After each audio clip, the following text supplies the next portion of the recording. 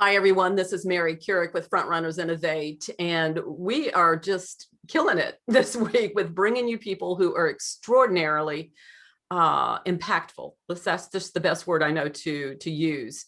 And we're all about innovation and solving the world's problems however we can. And we know that we may not ever get to solve them all, but it's upon us to give it our very best effort and be unified and collaborative in so doing. And today we have with us Ambassador Ghazala Khan, and she is UN diplomat and also representative of the mission for as an ambassador to the Islamic Republic of Pakistan, and has some expertise in public policy, entrepreneurship, consulting, philanthropy, motivational speaking and trainer, because I just spent like maybe 5 minutes with her in the last few minutes before we came on record, and wow, I can see that in you. Definitely have that. We'll get into the rest of the many things that the ambassador does, but to say that she's making a difference would be an understatement. So welcome, Ambassador, and thank you for spending a few minutes with us today. So I wanted to start with your background. So let's talk about where the desire, the drive to do this kind of greater good work came from. Thank you so much for this opportunity and giving me a chance so that I can present myself and what is in my mind, what is in the mind of my mission, of my federation. So I can present both. Starting from the back, I did my master's in commerce, and after a few years, I stayed at home as a housewife and taking care of my kids. I developed a interest in research. So I started writing research papers, and then planning something for women who are suffering, like they need some empowerment, any job or anything which they can start for themselves. So I start writing on that, and after the publication, I got a chance for the PhD. So my PhD is almost done, just waiting for my Senate letter. Awesome. During the pandemic, I came across Dr. Amina Ali. She is the founder of Federation of International Gender and Human Rights. She I'm associated with her on different platforms as a Global Goodwill Ambassadors and Institute of Peace and Development. So she offered a fellowship, and she said that it's a challenge for the fellows who are going to join it, that the UN asked me that we need policies for the maternal care system, which they don't have. And I and some of more people accepted this challenge, and it was a 3 rounds and 9 months in fellowship, and we did a lot of research work on that, and we put forward regulatory policies which are helpful for the IDPs and the refugee women. As I belong to SWAT, SWAT is inside the Pakistan. It's also affected by the you can say that the military actions due to Taliban attacks. So there are a lot of internally displaced women, and the people, I saw their suffering. I read some reports which shows that how they manage when there are ladies who are in old ages. There are ladies who are pregnant, and they need some basic cares. They need something to feed. They need something to stay. And how they spend there all the time when they were displaced from their homes and houses. So this all are in my mind, and I was in looking for something that whenever I get the chance, I need to put my, you can say, my contribution toward them. And when the pandemic started, you can say it's blessing in disguise. So I got this chance, and it creates, we did wonders. We never believed that we can do it, but it's accepted by the ECOWAS, African Union, and the UN Women. And hope so. Till next year, we'll start working on the ground At the moment, we are developing some policies and working on these things. So hope for the best, and I'm looking for a big achievement. Wow. So let's draw a picture of what happens once you write the policies, once they go to the entities they need to go to, whoever's asking for the policies. You mentioned the African Union.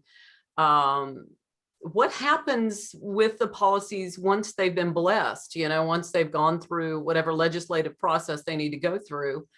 So what happens then? How do they get trickle down to where it makes that impact that we want them to make? It's accepted by them, and they welcomed us, and they gave us the entitlements, like a diplomatic fellow for the different region. I decided to represent my own country.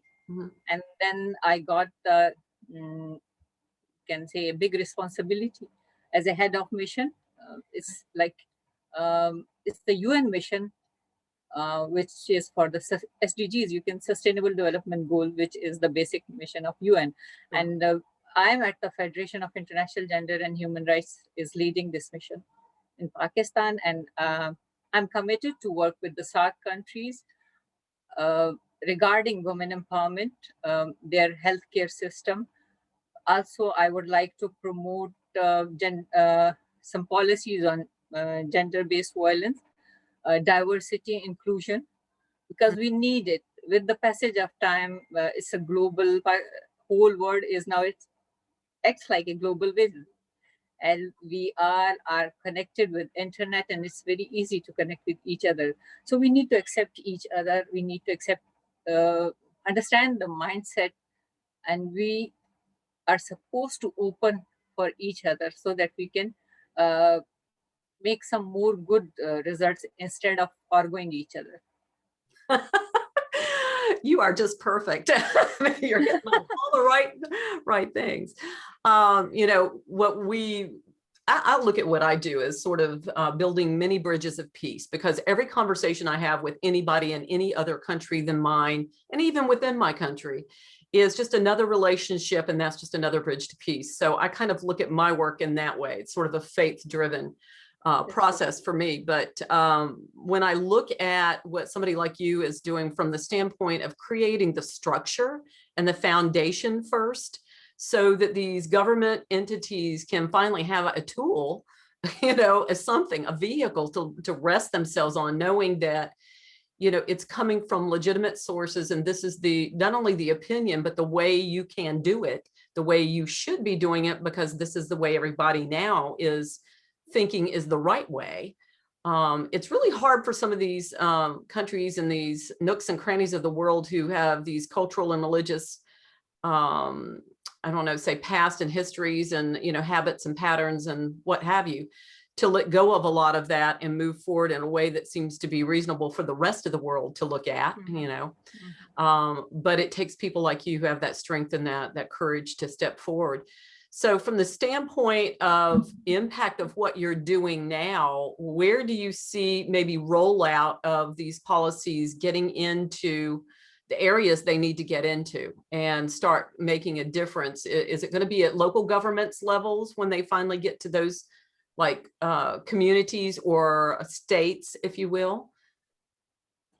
Yeah, I think that everything starts from the grassroots level. You cannot implement something on the broad spectrum. Once you want to make a change, you have to start from the grassroots level. So mm-hmm. societies, and inside the societies, there should be a small system where you can put your ideas in the mind of the kids and the children. Like if you are worried about gender-based violence, or if you are worried about pollution, you are worried about sustainability. So you cannot just put idea into someone who is 60, 70-year-old, and like, because they said that they are already done with that, so they can do anything. But the future generation, the kids from the, you can say from the age of 5 to 15, are the teenagers.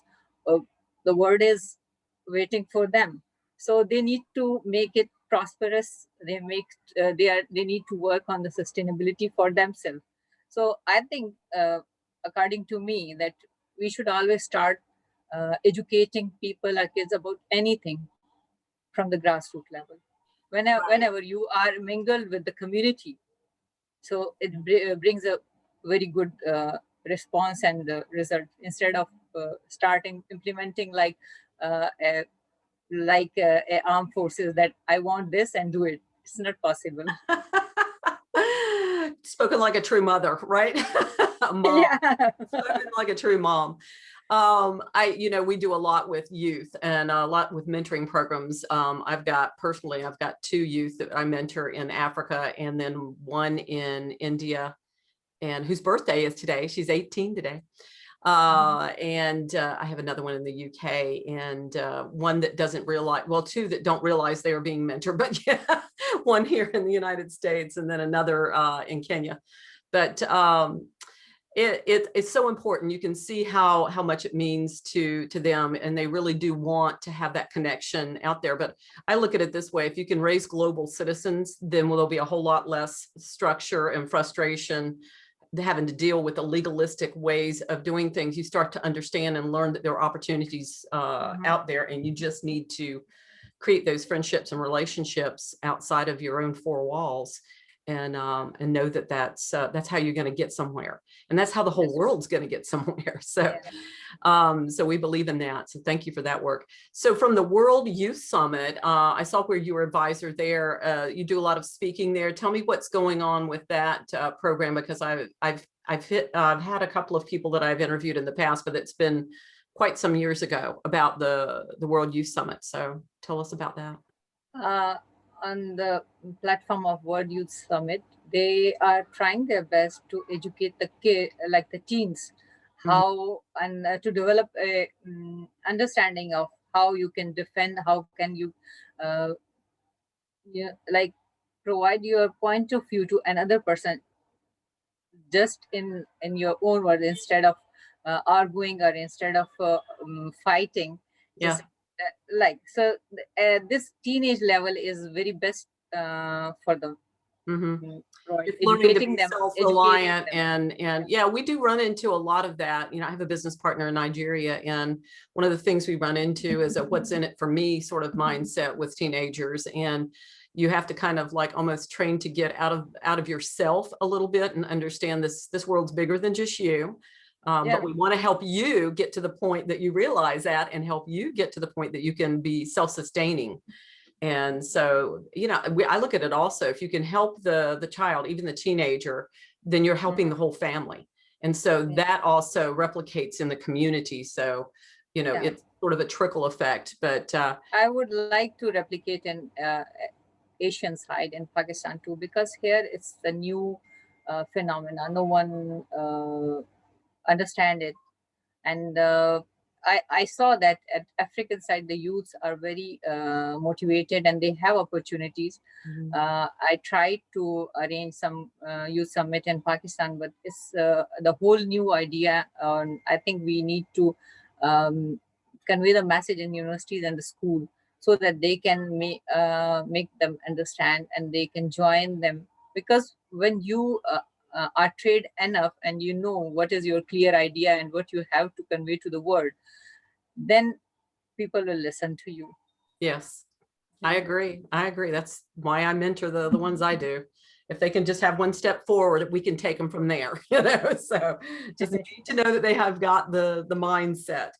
Talk to me about NGOs, and maybe some of the partners that you are working with now, maybe some of the partners you would like to work with as you move forward in what you're doing with the policy making. I would imagine that maybe with certain NGOs, whether they be localized into, a particular area of the world, or maybe they're bigger and they're more global. Who do you look to work with? Who are you working with now that's helping you get your work done? At the moment, I'm closely affiliated with the federation, and I'm going to represent the federation inside the Pakistan. So all the things which I'm going to do, I will look my federation will look into these things which they pass and they want to work with them. But the clear idea is that we are going to work with the women empower the NGOs who are interested in women empowerment, the NGOs who are interested to uplift the living standard of women. And here I can see that there are some areas which need to work, like diversity and inclusion. And also here are some social norms which need to work on that for specifically for female. So these are some points which need to be addressed. So the NGOs who are interested to work on these specific norms. And the main thing is like I want to uplift the health system of women to girls here. Great. I was just taking that. Whenever somebody says something and a person's name comes to my mind, I start writing it down or else I'll forget. So, and that's the beauty of what we do. We're all about giving visibility, but we also want to connect people forward and help them grow their impact. So got a few notes on that. That's great. So as you move forward with your work, then is it more policy writing? Is it are we planning any publications? Maybe what's the next summit that's coming up that we need to maybe know about? We are like the policies making is the first main step we already took. And now the government agencies who are interested and want us to make policies for them, even in the corporate sector, about the diversity, about the inclusion, about the woman role in corporate sector, and how they can address women pay scale, their duties are something related to the pregnancy issues, working inside the corporate sector. We are open for these policies, and also training in the corporate sector regarding leadership, regarding the main points which you want to see inside your staff.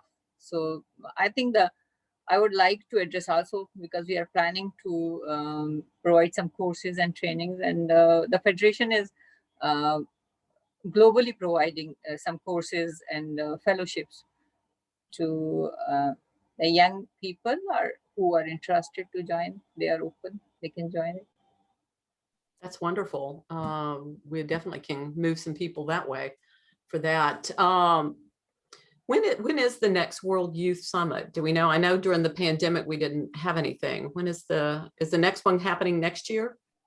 Do we know? Yeah. Okay. Yes. Very good. All right. Excellent. From a standpoint of entrepreneurship consulting, can you tell us a little bit about what you're doing in that regard? Is it the same kind of training here, or is it entrepreneurship specific? Regarding entrepreneurship, my main point is like I'm mostly working on the women empowerment, but as a consultant, I provide them consultancies if someone wants to have their own business. So how to start their business, and step by step how they can manage it, and what are their weak points and where they have to work on. Like my PhD is mostly on the soft skills. So what are the soft skills needed for the business success? So it's the plus point. So I also address these issues and provide consultancies on these.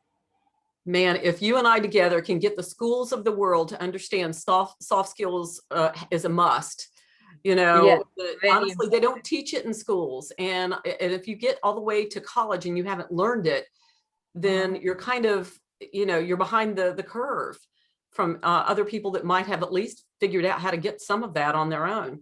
So we're a big fan of that. We're doing our own program called Future Me that's going to aim toward maybe starting in Africa, some of the little bit older teens and upwards from that to learn some of these soft skills and yeah. So there's some skills which I think that we need to address. People don't take it very easy. Like the ethics are the more important skills which you need to develop inside yourself. Even if you didn't get it from your parents, so it's okay.